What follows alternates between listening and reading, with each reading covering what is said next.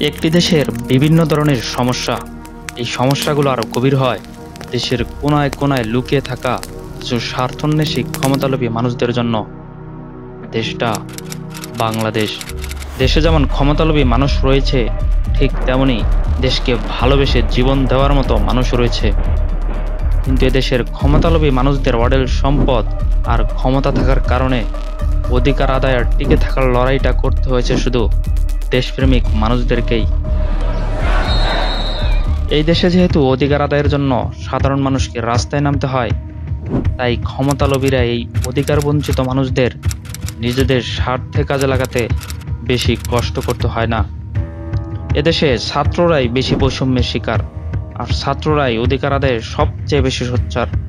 আর ক্ষমতালোভী মানুষদের দ্বারা তাই বেশি ব্যবহৃত হয় এই ছাত্ররাই। সাল 2024 সালের 1 জুলাই বিশ্ববিদ্যালয়ের কিছু ক্ষমতালোভী ছাত্র অধিকার আদায়ের প্রতিশ্রুতি দিয়ে আন্দোলনের ডাক দেয়। দেশের সকল স্কুল কলেজ মাদ্রাসার ছাত্র তাদের অধিকার আদায় হবে বলে আন্দোলনে যোগ দেয়। আন্দোলন আরো দৃঢ় হয়।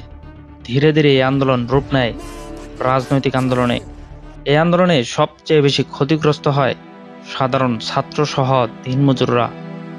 বহু ছাত্র সহ সাধারণ মানুষ মারা যায়, সরকার পতন হয়, রাজনৈতিক দলের স্বার্থ হাসিল হয়, নতুন রাজনৈতিক দল গঠিত হয়, চুরি ডাকাতি খুনাখুনির পথ সচল হয়। সবই হয়, হয় না শুধু ছাত্রদের, সাধারণ মানুষদের অধিকার আদায়। আন্দোলনের ফল হিসেবে ছাত্ররা এবং সাধারণ মানুষরা পায় মৃত্যু আর আজীবন পঙ্গুত্ব।